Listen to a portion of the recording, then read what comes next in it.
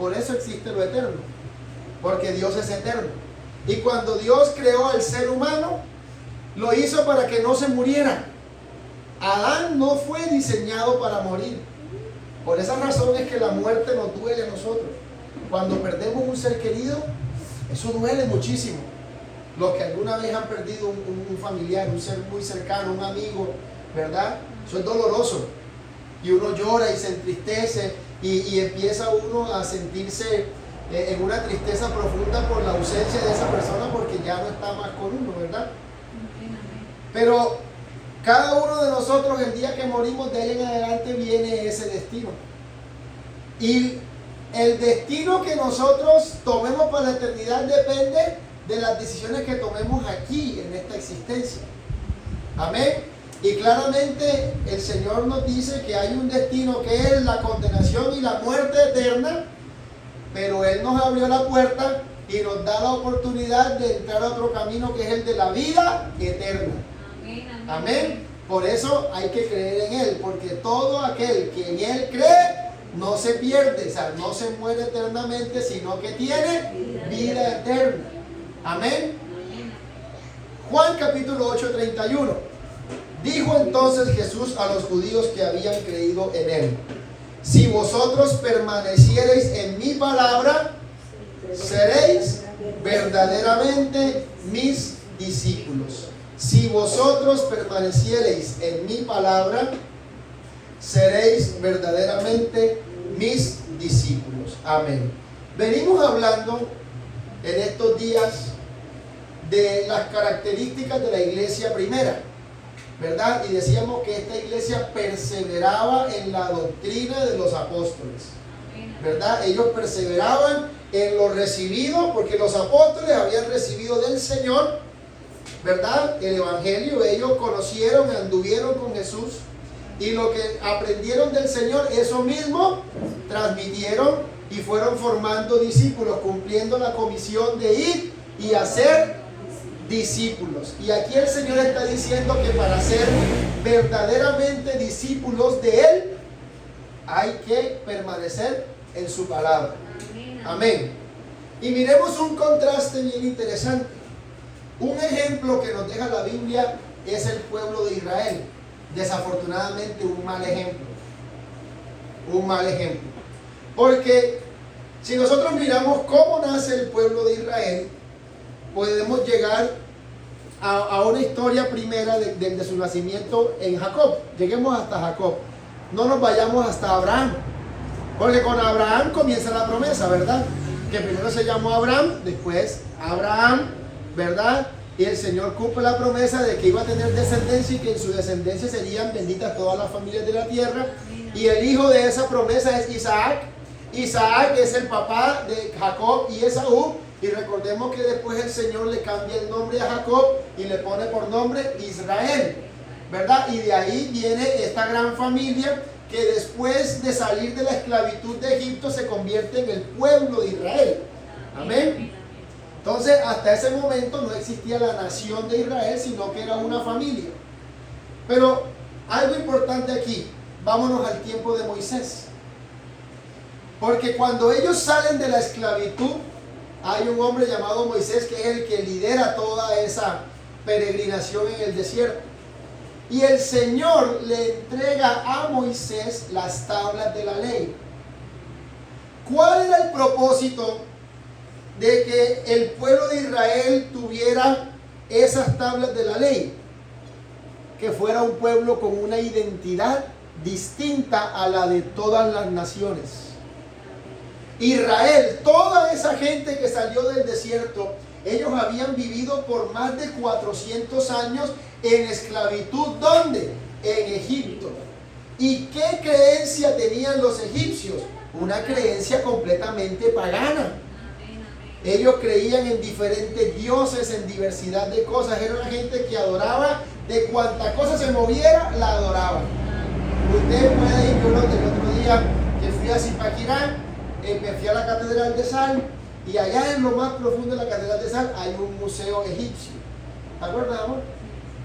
Y entonces allá nos empezaron a mostrar a los dioses egipcios. Y entonces hay uno que tiene cara de perro, hay otro que tiene cara de gato, hay otro que es como el hombre caimán, bueno, tiene el otro que tiene cara de cabeza de toro, ¿cierto? Cuerpo de no sé qué y cabeza de sisemás. Bueno, más o menos ese era el contexto religioso en el que se estaban moviendo. O sea, un ambiente donde el único Dios verdadero no era reconocido, sino que cualquier otra cosa era Dios para ellos. Obviamente, ¿cuál era la identidad que tenían los israelitas en ese momento? Pues lo que habían aprendido de los egipcios. O sea que no se diferenciaba el pueblo de Dios del resto de los pueblos. ¿Y qué es lo que Dios hace para que este pueblo comience a marcar una diferencia? Les deja la ley. Les deja la ley. Y en la ley usted encuentra todo ese cambio de estructura social, todo el cambio en cuanto a la estructura de creencias, todo el cambio en cuanto a la estructura de comportamiento religioso, ceremonial y ritual. Usted encuentra cómo el Señor empieza a decirle, y varias veces le dice, ¿cuál es el primer mandamiento? Oye Israel, el Señor tu Dios es el único Señor. ¿Cierto? Esa es la mejor traducción, porque usted tiene, oye Israel, el Señor nuestro Dios, el Señor uno es. ¿Verdad? Y amarás al Señor tu Dios con toda tu alma y con todo tu corazón. No tendrás dioses ajenos, ¿verdad? El único Dios que tú vas a adorar es al Dios verdadero, ¿verdad? Y ahí comienzan todos los mandamientos. Después viene el que no te levantarás ídolos. Después habla de los mandamientos que dicen que no codiciarás la mujer del prójimo, no matarás, no robarás, ¿cierto? No le vas a hacer daño a nadie más. Y sabe que esa ley no ha cambiado, porque toda la ley se resume en dos mandamientos. Número uno, amarás al Señor tu Dios con toda tu alma, con toda tu mente, con todo tu corazón, con toda tu fuerza, y amarás a tu prójimo como a ti mismo. Con esos dos mandamientos que estemos cumpliendo está cumplida toda la ley, ¿verdad? Pero el Señor le advierte a este pueblo que no desprecie la palabra. ¿Por qué? Porque cuando ellos desprecian la ley o abandonan el mandamiento del Señor, pierden su identidad y se mezclan y se van tras otros dioses. Primera muestra de que este pueblo abandonó la ley del Señor o que no tenía ningún conocimiento de la ley del Señor, está Moisés y Dios lo llama al monte para entregarle las tablas de la ley. El pueblo se queda aquí abajo con Aarón y dice, Aarón, Moisés se fue, no sabemos qué pasó con él. Y entonces Aarón dice, oiga, este pueblo necesita a alguien que los dirija. Pues vamos a hacer una cosa, mañana vamos a hacerle fiesta a Jehová. Tráiganme aquí todo lo que tengan de oro. Y le trajeron aretes, zarcillos, argollas y demás. Los fundió y ¿qué hizo? Un becerro de oro, algo parecido. ¿Y por qué hizo algo parecido a lo que tenía en Egipto? Porque no tenía identidad. ¿Y por qué no tenía identidad? Porque no conocía la ley del Señor. Miren esto importante. Conocer las escrituras nos da identidad. Y cuando nosotros tenemos identidad, el pueblo de Dios marca la diferencia del resto del mundo. A eso fue llamado el pueblo de Israel. A no mezclarse con las creencias paganas, a no irse detrás de otros dioses. Y está la advertencia del Señor. Usted lee el libro de Deuteronomio y en el libro de Deuteronomio hay muchas ocasiones en las que el Señor dice, no te apartes, no te olvides. Mire, Deuteronomio 4:9. Por tanto, guárdate y guarda tu alma con diligencia, para que no te olvides de las cosas que tus ojos han visto, ni se aparten de tu corazón todos los días de tu vida. Antes bien, las enseñarás a tus hijos y a los hijos de tus hijos. Deuteronomio 6:12.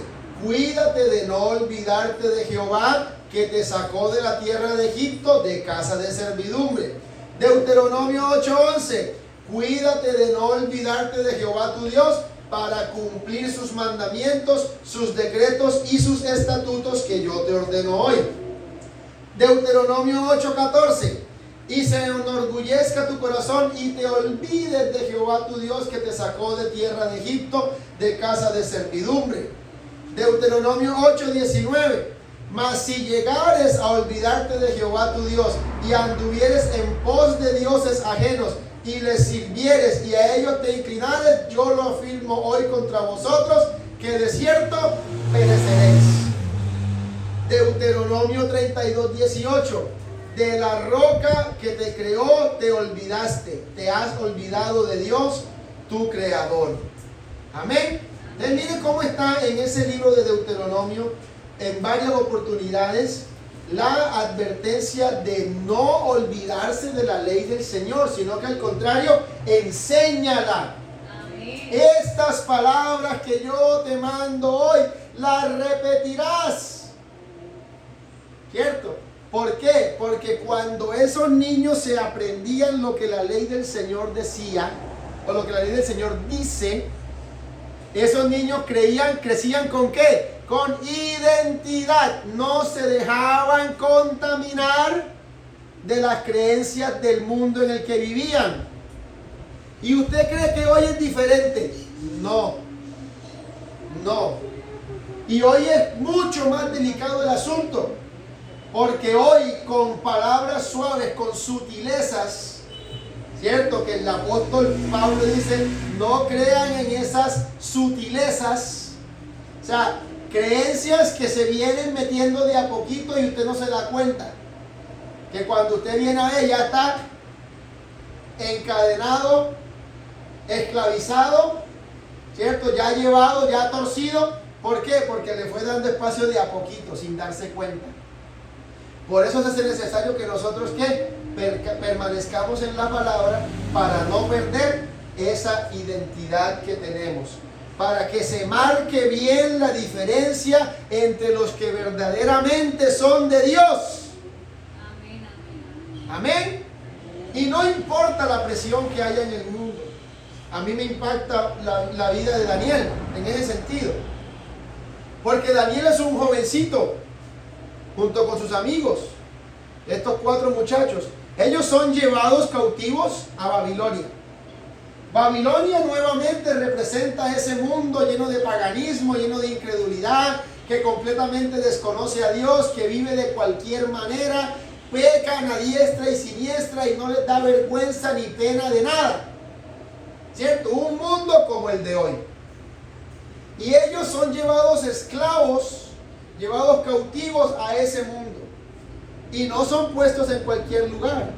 Van al palacio del rey. Y entonces allí hay una presión sobre ellos. ¿Cierto? Hay una presión que los quiere llevar a que ellos crean lo que creen los babilonios y abandonen las creencias que ellos han recibido. Y entonces, ¿qué dice Daniel? Pero Daniel propuso en su corazón no contaminarse con la comida del rey. Y más adelante vemos cuando se levanta la estatua y la ley dice que tiene todo el mundo que arrodillarse ante esa estatua. ¿Y qué pasó con estos 3 jóvenes? Dijeron, no nos arrodillamos, lo vamos a tirar al horno de fuego. Pues tírenos, pero no nos arrodillamos. ¿Eso qué significa? Que estos jóvenes tenían una identidad clara. Ellos, ¿y por qué tenían esa identidad bien clara? Porque conocían la ley.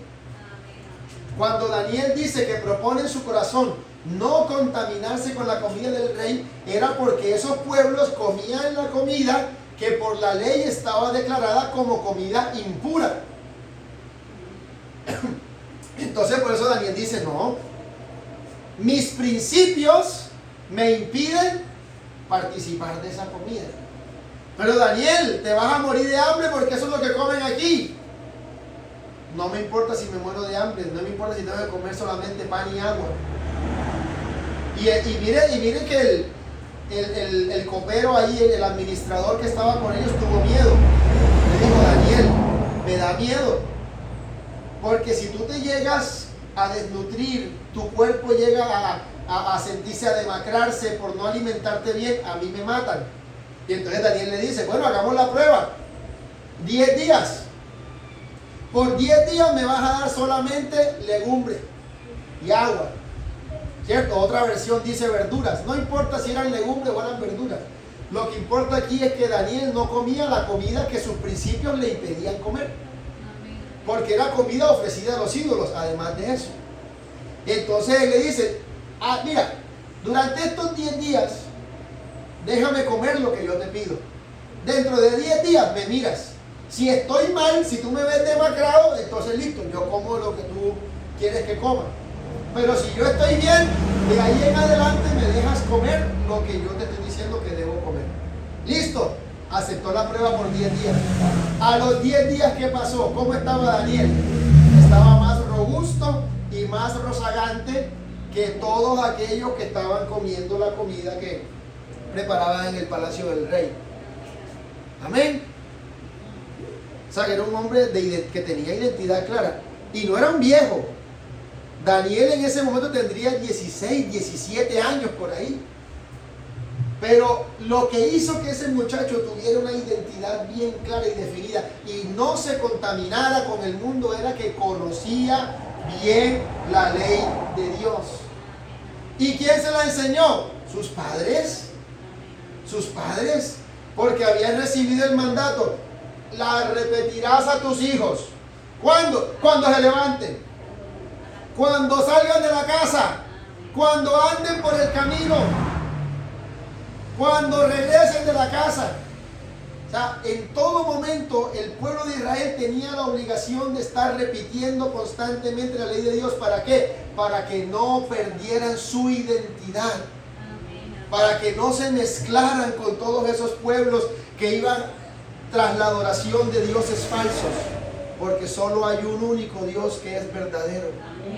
Y la iglesia en este tiempo, siglo XXI, tiene esa misma responsabilidad de que las generaciones que se levantan conozcan a Dios, que los niños crezcan conociendo los principios bíblicos, porque la presión del mundo sigue. ¿O usted cree que cuando ellos van al colegio allá no los presionan? Los compañeritos los excluyen. ¡Ay, el evangélico! Y uno se siente mal. Uno como niño se siente mal. Yo me acuerdo cuando era niño, iba al colegio y entonces a mí me decían el evangélico, el aleluya, el cristiano, porque era lo único diferente a todos los demás. Y a veces uno se siente excluido, se siente uno como menos cosa, porque ellos todos juegan y a mí me dejan por fuera. Pero gracias a Dios por los padres que me dio, que me decían, aunque el mundo te abandone, usted es lo que es, usted es un hijo de Dios y marca la diferencia. Y gracias a Dios que me enseñaron bien, porque hasta el día de hoy vamos, creo que voy bien. Creo que voy bien.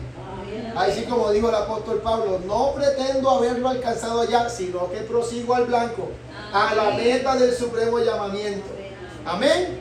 Entonces la bendición que nos da permanecer en la palabra de Dios es que tenemos identidad verdadera como sus discípulos. El Señor mismo nos reconoce como discípulos suyos. Amén. Porque no todo el que dice Señor, Señor es discípulo. ¿Ah? Hay mucha gente que puede decir aleluya, puede decir gloria a Dios, pueden decir todo lo que quieran, pero si no permanecen, si no viven fielmente las escrituras, esas palabras se quedan ahí en solo palabras.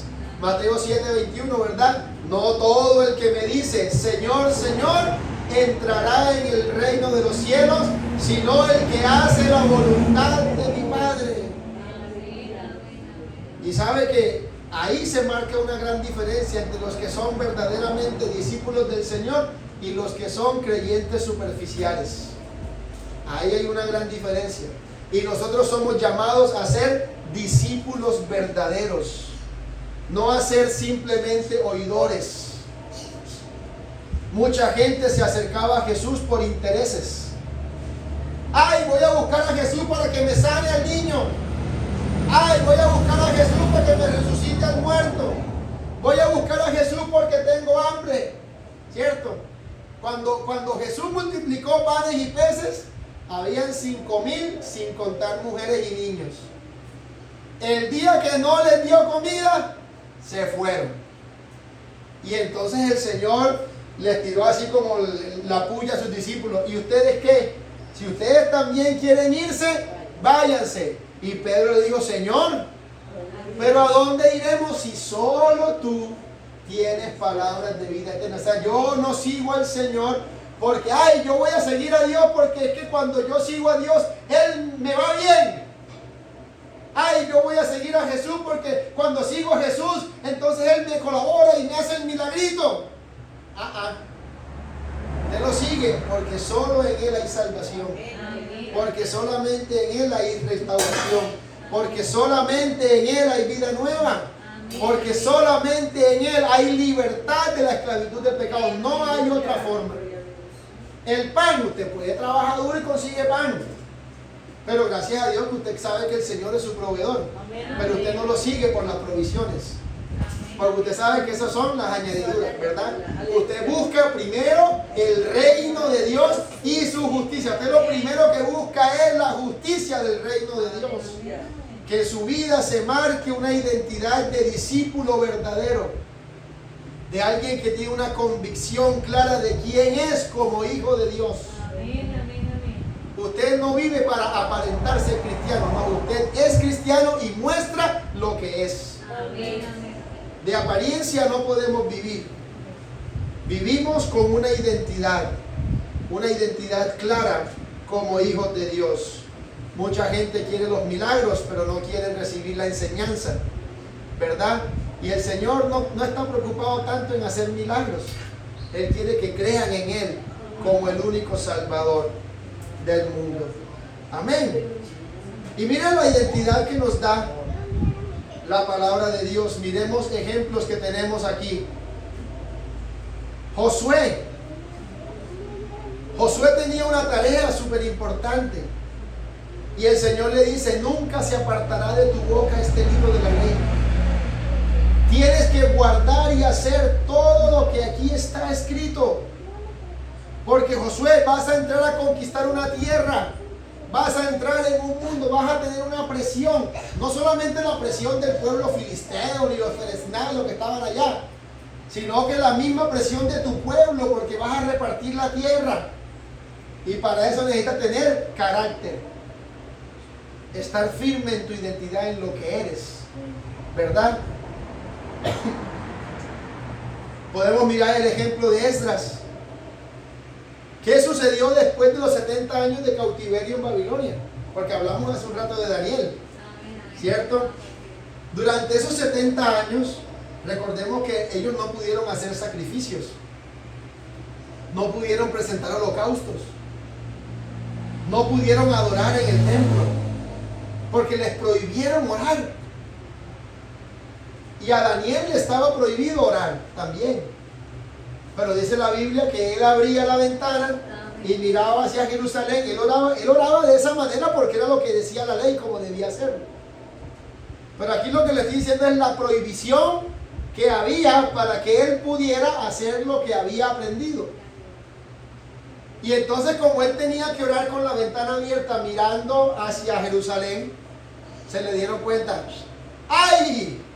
Daniel está orando, vamos a ir a acusarlo con el rey. La ley de Media y de Persia no puede ser abrogada. Y a Daniel lo vimos orando. Y el rey, que era amigo de Daniel, dijo: ¿qué problema? Bueno, tráiganlo. ¿Cierto? Porque al rey lo cogieron así entre la espada y la pared. Porque como sabían que era amigo de Daniel, ya, y entonces le tocó al rey decirle: bueno, Daniel, la ley dice que me toca tirarte en el foso de los leones. Pero ojalá ese Dios que tú tienes, ¿cierto? El Dios a quien tú sirves. Bueno, vamos a ver. Y oiga, Daniel en el foso de los leones durmió tranquilito. El rey en su palacio no pudo dormir. Se madrugó. Vamos a ver qué pasó con Daniel. Daniel, ¿cierto? Ajá, rey, ¿qué pasó? Ay, Daniel, ¿estás vivo? El Señor cerró la boca de estos leones y no me comieron. ¿Y cómo dormiste? Sabroso, comodísimo, dijo la propaganda, ¿cierto?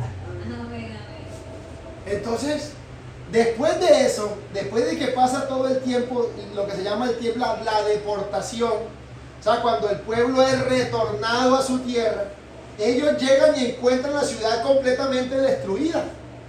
El templo completamente destruido. Y además de eso, una generación que no había tenido una formación en la ley. Y ahí el Señor llama a un hombre llamado Esdras, ¿verdad? Vamos a leer Esdras capítulo 7, versículo 10.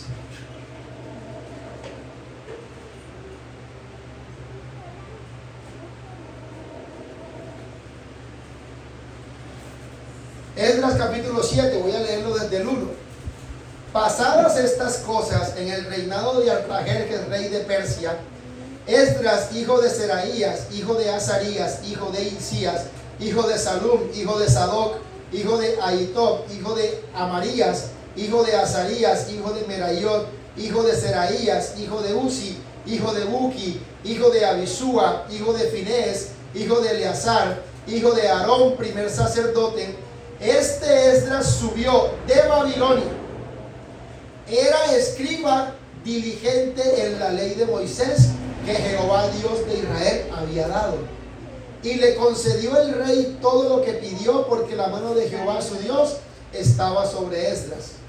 Y con él subieron a Jerusalén algunos de los hijos de Israel y de los sacerdotes, levitas, cantores, porteros y sirvientes del templo, en el 7º año del rey Artajerjes. Y llegó a Jerusalén en el mes 5 del año 7 del rey, porque el día 1 del mes fue el principio de la partida de Babilonia, y al 1 del mes 5 llegó a Jerusalén, estando con él la buena mano de Dios. Porque Esdras había preparado su corazón para inquirir la ley de Jehová y para cumplirla, y para enseñar en Israel sus estatutos y decretos. Esdras recibió una gran responsabilidad, y era la de volver a reconstruir, porque se había perdido todo. Pero el Señor le dio una gracia especial a este hombre para que tuviera en su mente toda la ley. Toda la ley. Todo lo que Moisés había escrito, todo lo que Moisés había dejado, todo lo que ellos conocen como la Torá, la enseñanza, la instrucción de Dios. Este hombre la reconstruyó y se pudo restaurar la adoración a Dios. Se pudieron restaurar los sacrificios, se pudo restaurar el sacerdocio, ¿verdad? Hubo otro hombre llamado Zorobabel, que fue encargado de liderar la reconstrucción del templo, y Nehemías, encargado de reconstruir los muros de Jerusalén. Y Nehemías también aparece ahí en la historia, ¿verdad? Usted ve cómo en Nehemías 8:8 se hace la lectura pública de la ley y se comienza a explicar, se comienza a enseñar. ¿Para qué? Para que este pueblo recupere la identidad que había perdido. Porque cada vez que se los llevaban cautivos, querían borrar su identidad. Y si usted mira cosas que sucedieron posteriores a la venida del Señor, posteriores al primer siglo, usted se da cuenta que ese deseo de borrar la identidad del pueblo de Israel siguió. ¿Qué fue lo que hizo el emperador Adriano? En el año 117, 118 después de Cristo. Incluso devolvámonos antes. Estamos ya hablando aquí, ya estamos hablando de pleno imperio romano, ¿cierto? Porque cuando Jesús nació, el imperio que estaba gobernando en el mundo era el imperio romano, ¿cierto? Emperador, el César Augusto, ¿cierto? Y entonces el Señor hace su obra redentora, y en Mateo 24 hace la profecía que se cumple en el año 70 después de Cristo, cuando el emperador Tito sitia a Jerusalén y destruye el templo. Ese templo era el mismo templo que había reconstruido Nehemías, el segundo templo. Lo destruyeron por completo, destruyeron Jerusalén, se llevaron el botín, la menorá, una cantidad de cosas, se las llevaron como botín de guerra para Roma. Con gran parte de ese botín fue que construyeron el Coliseo romano y el Coloso de Roma. Grandes monumentos que hay allá en Roma. Cuando usted vaya a Roma, va y pregunte y lo va a ver allá. Y entonces, ahí La destrucción del templo les pega duro a ellos. Porque para ellos el templo, para los judíos el templo tiene un gran significado. Y si miramos lo que pasa años después, con las diferentes revoluciones judías que se fueron formando, por eso es importante entender quiénes eran los fariseos, quiénes eran los saduceos, quiénes eran los celotes, todas esas sectas judías, es importante entenderlas porque cada una de ellas tiene una significancia en la identidad como pueblo. Y entonces llega un emperador que es el emperador Adriano, y a él se le rebotan los judíos. Y entonces sabe lo que hace él, viene y coge y arrasa con toda esa gente y viene la dispersión, ¿cierto? La dispersión. Que por eso las cartas de Pablo, las cartas de Pedro dice a todos los expatriados del Ponto, de Capadocia, no sé qué, porque esos son los de la dispersión. La carta a los romanos es producto de los que fueron dispersados hacia Roma, que huyeron de esa gran masacre. Ya, ¿y sabe qué hizo este emperador Adriano? Le quitó el nombre a esa tierra, le quitó el nombre Israel y le puso Palestina. Por eso es que hoy en día se llama Palestina. Porque en el año 117 aproximadamente, este señor dijo, ya esa región no se va a llamar más Israel. Vamos a borrarles el nombre, vamos a desaparecer su identidad. No se van a llamar Israel, se van a llamar Filistia. Porque Palestina en latín es Filistia. ¿Y a qué le suena Filistia? A filisteos. ¿Y quiénes eran los filisteos? Grandes enemigos del pueblo de Israel, que eran paganos, de allá era Goliat, ¿se acuerdan? Goliat de Gad, un filisteo, por eso dice, este filisteo incircunciso. David dice así, ¿verdad? ¿Y usted por qué cree que quiso hacer eso? Para borrar la identidad de este pueblo. Y el enemigo sigue trabajando de esa manera, en este siglo XXI. Con la iglesia, quiere borrarle la identidad de los que verdaderamente son hijos de Dios y utiliza entonces herramientas sutiles. Por ejemplo, Dios es amor. Sí, es verdad que Dios es amor, pero no el amor como lo quieren pintar ellos. Ellos quieren pintar un amor que acepta a todo el mundo y no importa cómo tú vivas, Dios te ama. No importa lo que tú quieras hacer, Dios te ama. No, Él nunca te va a rechazar, Él nunca te va a cuestionar. Entonces, ¿dónde queda la santidad de Dios? Amén, amén, amén, amén. ¿Ah?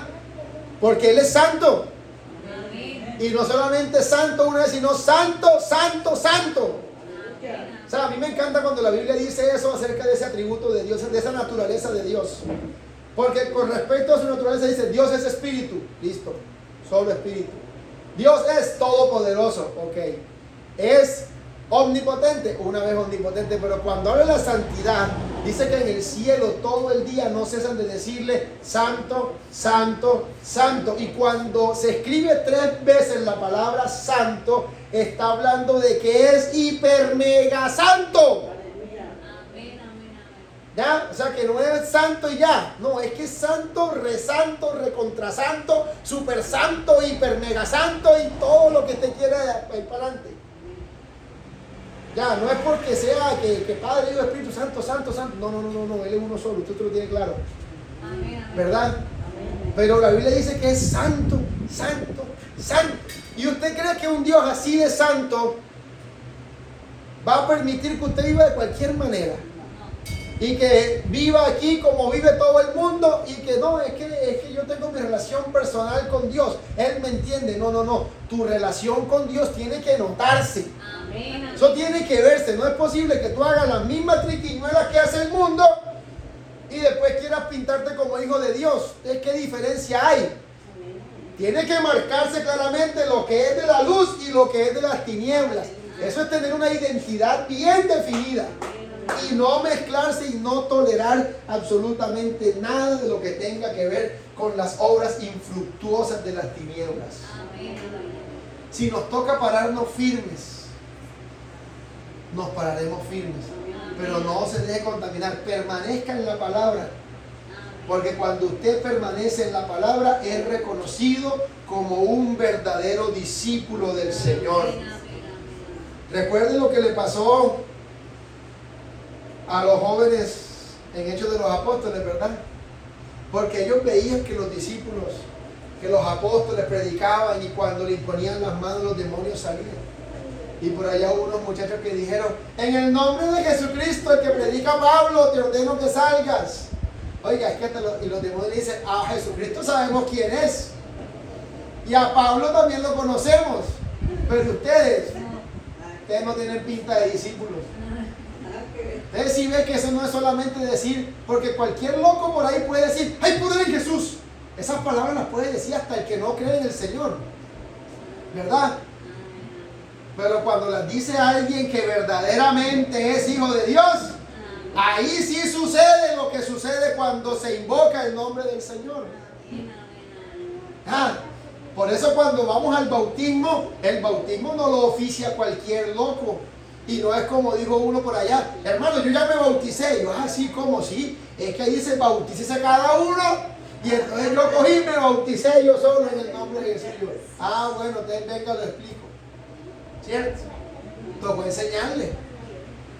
Ya. Y por allá hubo un hermanito que sin autorización del pastor empezó a bautizar por ahí. Ya. Bueno, después se arregló ese chicharrón, pero es que miren la importancia de tener una identidad clara y definida. Porque cuando nosotros somos de verdad, hasta el enemigo sabe quiénes somos. Hasta el mismo enemigo sabe, porque los demonios dicen, y sabemos quién es Pablo. ¿Cierto? Y ojalá sepan quién es Zoila, y quién es Miriam, y quién es Esmeralda. Amén. Y que sepan que cuando Miriam, cuando Yajaira, cuando Miriam, cuando Esmeralda, Zoila, cuando Jaime invoca el nombre del Señor, pues yo por ahí voy. No, que vamos a meternos, vamos a hacerle daño a Zoila. No, dejémosla quitica porque ella sí es una discípula del Señor. Vamos a meternos con Miriam, vamos a llegar, vamos a molestarle la vida. No, dejémosla quitica porque yo sé quién es ella. Ay, sí, quién es. Ella sí es de verdad, verdad. ¿Y eso cómo se logra? Permaneciendo en la palabra. Si permanecéis en mi palabra, seréis verdaderamente mis discípulos. Jóvenes, estamos llamados a permanecer en la palabra de Dios. A no dejarnos arrastrar por las modas del mundo. Ay, es que todos mis amiguitos tienen novio. Déjenlas que tengan novio, esa es la corriente del mundo. Ya. Ay, es que todos se visten así. Ay, es que todos escuchan esto. Ay, es que todos. Y ay, entonces si todos, como decía mi mamá, entonces si te tiran de un puente, allá vas tú a tirarte del puente también. ¿Cierto? Porque los jóvenes están buscando identidad. Algo de qué sentirse parte. Ya. Y como el enemigo sabe eso, les pone todas las cosas para tenerlos ahí entretenidos y embobados. Pero ustedes, mis queridos jóvenes, Dios mismo les hace un llamado y con amor. Porque Dios los ama, ¿verdad? Los ama con amor eterno. Y quiere lo mejor para su vida. Y Él no quiere que te dejes arrastrar por toda la basura que el mundo te ofrece, aunque parezca bonita. Aunque parezca bonita, porque cuando el enemigo te quiere hacer arrastrar, te aparece hasta el hombre bonito. Y la mujer bonita, te aparece la bonita. Y uno bien maluco, ¿cierto? Yo siempre decía, esto está raro. Porque yo bien maluco con esta cara de indio que tengo. Y esa muchacha tan bonita, yo que le voy a gustar a esa muchacha. Y me llamaba y me buscaba y me escribía. Y Dios mío, esto tiene algo raro. Yo sentía, esto está raro. Porque una muchacha así de bonita no busca un cara de indio como yo, un caremico así como yo. Ya. Entonces, claro, yo después en oración decía, claro, esta lo que quiere es dañar la obra de Dios en mí. Arrastrarme por allá y llevarme quién sabe para dónde. Y usted tiene que ser inteligente para darse cuenta de esas cosas. Darse cuenta de cómo el enemigo te quiere engañar, te quiere embaucar. No te dejes. Si tú estás firme y permaneces en la palabra de Dios, no te dejas. El mismo Jesús te deja ejemplo. Después de ayunar 40 días, Él dijo, terminó el ayuno y usted después de 40 días le da hambre. Jesús no tuvo hambre durante los 40 días que ayunó. Al día 40, cuando terminó el ayuno, le dio hambre. Y entonces aparece enseguida el embaucador, ¿cierto? Ahí, pero si tú tienes el poder para hacer que estas piedras se conviertan en pan, ¿qué te cuesta? No solo de pan vive el hombre, sino de toda palabra que sale de la boca de Dios. ¿Con qué se defendió el Señor? Con la palabra. ¿Dónde está eso que no solo de pan vive el hombre? ¿Deuteronomio qué? Deuteronomio 3. ¿3 qué?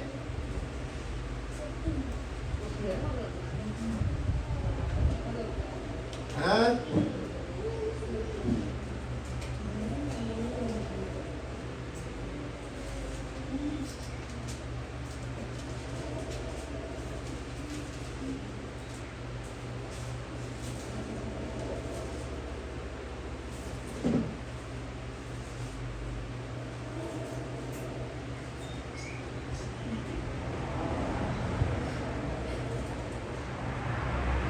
Vamos a buscarlo.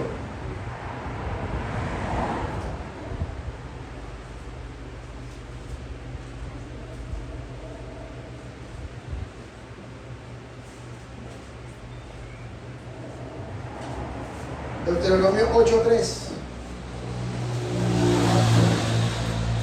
Y te afligió y te hizo tener hambre y te sustentó con maná, comida que no conocías tú ni tus padres la habían conocido, para hacerte saber que no solo de pan vivirá el hombre, mas de todo lo que sale de la boca de Jehová vivirá el hombre. O sea, Jesucristo le estaba citando la palabra y el enemigo lo quiso tentar.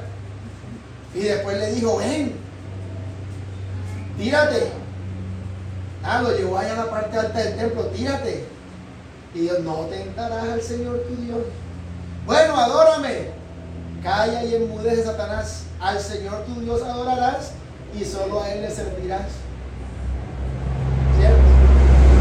Un hombre que no se dejó influenciar. Porque a veces nos llegan los ofrecimientos. Te van a llegar, Catherine, Sarita, Esteban, te van a llegar los ofrecimientos. Ay, Catherine, usted tan bonita, usted está buena para que quede de reina del carnaval del pueblo. Es una mujer, mire cómo está de linda, jovencita, está propia para que usted gane ese reinado. ¿Estás buscando fama o estás buscando la aprobación de Dios? ¿Cierto? Te van a llegar, eso te va a llegar sí o sí. ¿Usted cree que a mí como músico no me llegaron? Claro. Uy, Jaime, tú tocas ese piano espectacular. Oye, yo tengo una banda, tengo un estudio de grabación, tengo esto, tengo lo otro, y podemos tocar en los festivales y no sé qué y tal. Y yo me quedaba, al comienzo como que me trababa y decía, uy, está como chévere. Porque en la universidad formamos un grupito ahí, tocábamos en los eventos que hacen en las universidades y eso, bueno, tocábamos ahí una que otra canción. Pero hubo un momento en el que el Señor me dijo, te di todo el talento que tú tienes para poner a la gente allá a bailar así. ¿O tú crees que te di ese talento para que me adores? Yo digo, no, Señor, está más chévere adorarte. Está más chévere adorarte. Ya. Y de pronto no gano tanta plata que tocando el piano. Pero esa alabanza llega como una ofrenda especial allá. Y me pueden decir ahorita, ay, que ven y tócanos. El único lugar donde toco es en la iglesia.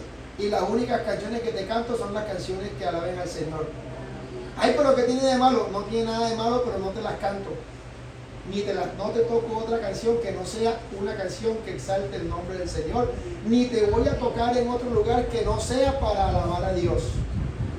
Si me vas a invitar, quiero que sepas eso. Que la canción que te voy a cantar es una canción que hable de Jesucristo. Si me quieres contratar, me contrata, y si no, conmigo no cuente. Hey, pero vas a dejar perder esa plata. Que se pierda esa plata, pero se salva mi alma. Amén, amén, amén. Que se pierda el reinado, pero que se salve tu alma. Amén. Y así con muchas cosas en la vida. Cada uno de nosotros tendrá que enfrentar esos momentos, pero permaneceremos en la palabra y seremos verdaderamente sus discípulos. Amén. Póngase de pie, por favor.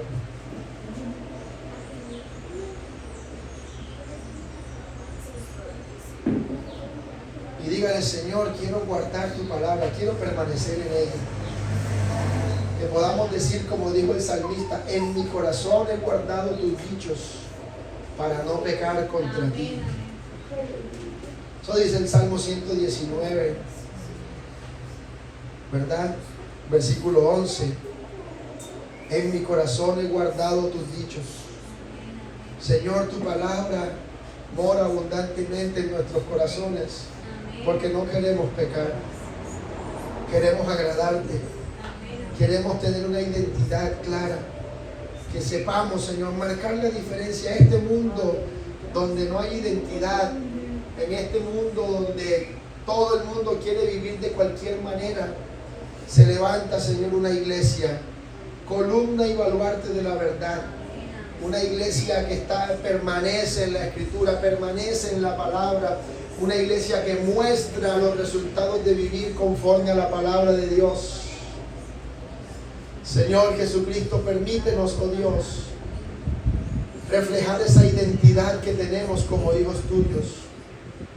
Guarda, Señor, a esta juventud de dejarse convencer por los engaños del mundo. Toca sus vidas, Señor. Obra en esta hora en los corazones de ellos, para que entiendan, oh Dios, que la verdadera identidad está cuando permanecemos en tu palabra. Que lo que el mundo ofrece son cosas pasajeras y engañosas. El mundo pasa y sus deseos, pero el que hace la voluntad de Dios permanece. Todas las modas del mundo son pasajeras.